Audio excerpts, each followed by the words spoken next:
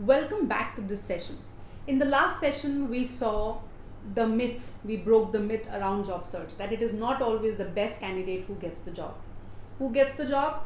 The candidate who is able to sell himself or herself effectively on that particular day, right?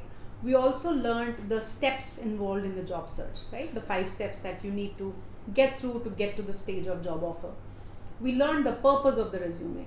We also learned the purpose of working and crafting a wonderful professional resume, an effective resume, right? Because you get the opportunity to stand out with the competition, make first impressions, and come across as professional, and how a resume can be leveraged and is leveraged to build a personal brand for yourself, right? So we learned all of this, and how your resume is you only get 30 seconds before your resume is either shortlisted or eliminated, and hence it is even more imperative that you do justice and you put together, you put up your the best positioning possible with your resume, right?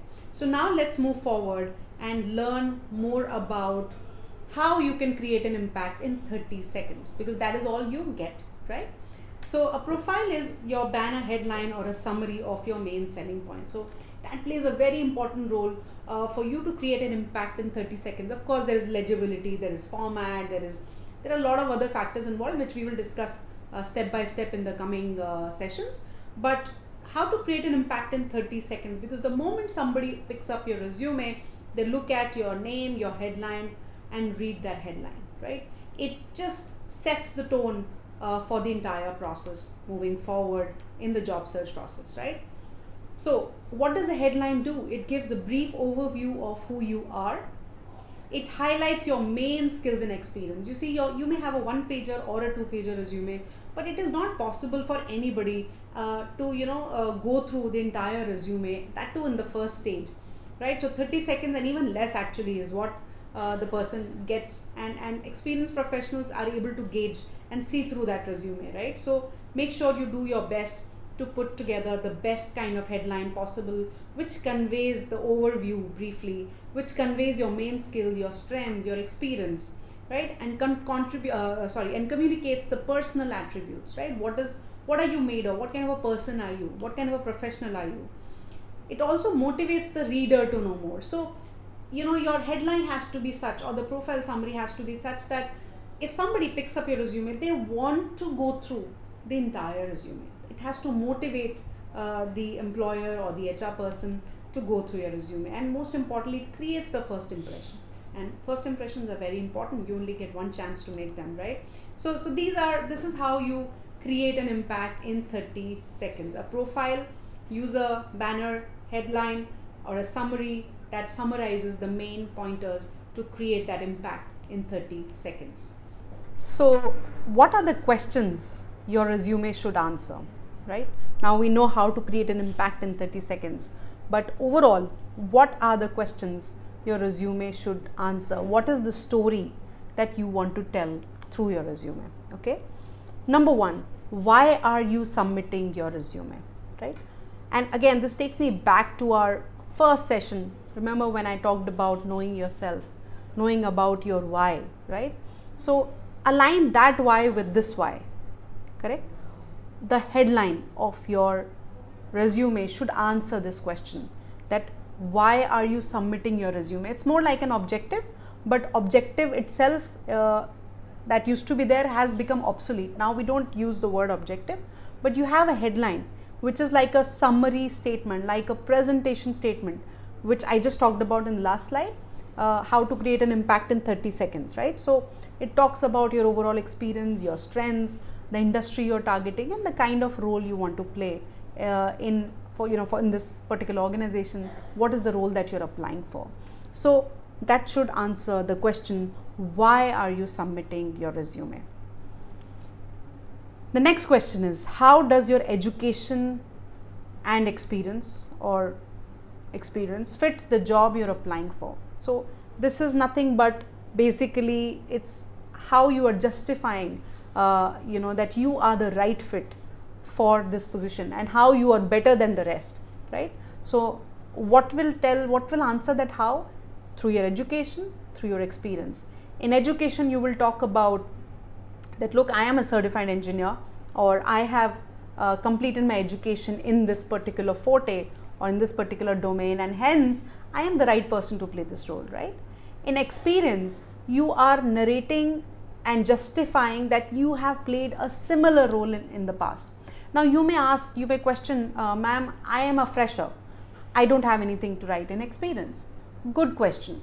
In that case, you talk about your projects or extracurricular activities that you participated in, or if you completed an internship or any college level projects that you worked upon, right? All of that will count under experience. Yeah. So it is about joining the dots of your life from your past experience, education, and putting them together in a cohesive manner, which will narrate your story, which will justify the question that this is why I'm applying for this role, this is how my resume looks. It should answer why you're submitting your resume, which can be answered through your headline. How do you fit in for the role, which will be answered by your education, your experience, and how well have you done it, right? How well will your experience fit in for the role in question, right? Which you can substantiate with your accomplishments, your achievements. Yeah. What is the part that was great about your life, your experience, your education so far? Were you like a topper in academics? Did you go for an internship where you managed to get lauded, get appreciated for the work that you've done? Did you solve a problem, and so on and so forth? And then the last question that your resume should answer is what, where, and when have you done it? So it talks about your history, right? Which year did you pass out, your grade 12, your academics, your education, where did you pass it out from, which college, right? And which year, and what did you do in that education, and so on and so forth. So these are the 4 primary questions your resume should answer. Let me quickly repeat. Why are you submitting your resume? How does your education or experience fit the job you're applying for? How well have you done it? What, where, and when have you done it? So these are the questions you should answer. Now, I want to discuss the types of resume. Okay. It is a very, very important question, and very imperative to understand that what are the different types of resumes. And I want you to listen, and I hope you have your notepad and pen ready, because post this, I need you to think about what is the type of resume that will suit your requirements and your needs, and what resume are you going to use to, what kind of a format are you going to use to create your own resume. All right. So types of resume. Chronological resume. Now, this is a resume which lists all the experience from the most recent, working backwards in time, which is, we say, reverse chronological order. Best suited for individuals with a steady work history and a progressive career growth, right? The second resume is the functional resume. Now, these are a typical kind of resumes where you list experience in terms of the skill clusters, okay, rather than the work history. Why do you have to do it, right? Or who are the people who use this kind of format? One, there are roles like, support functions, for example, finance guys or HR guys or marketing guys, right? When they are doing repetitive kind of work, okay, even if they were in different organizations, their work was repetitive. Yeah, it was very, very similar roles across.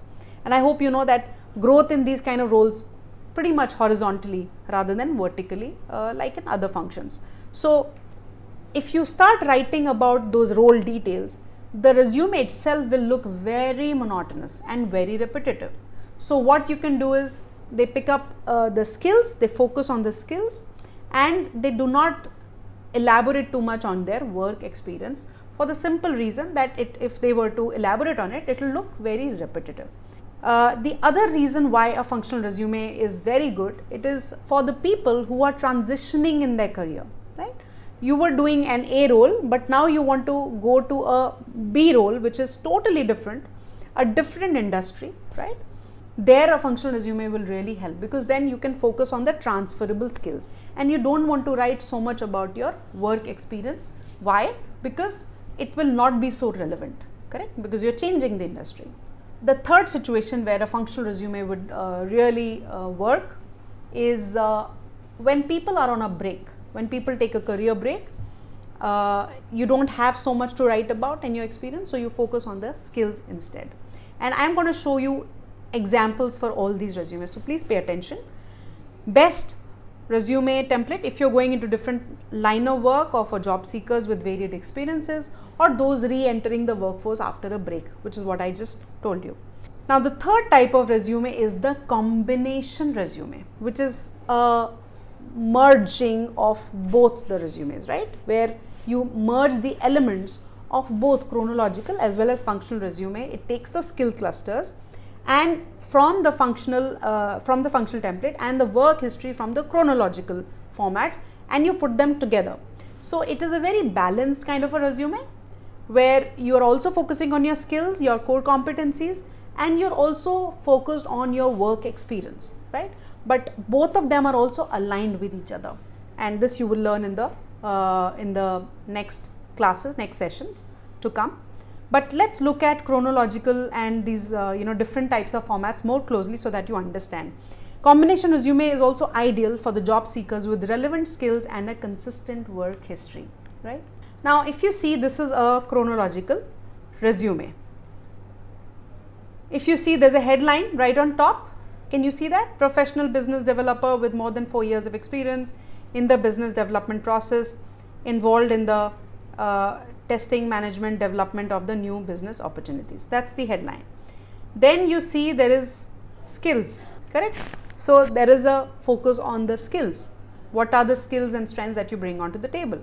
And then you go down, you see this work experience where you have the dates, the role, the place of work on the right hand side, and details given about the overall work experience. And then in the end you see education and organizations worked in, right? So this is how the chronological resume looks like. Fair? Understood?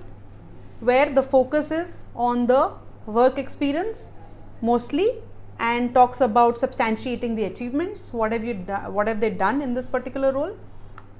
Here comes the functional resume. Now here if you see, and I want you to look at the basic difference. You look at the skill summary.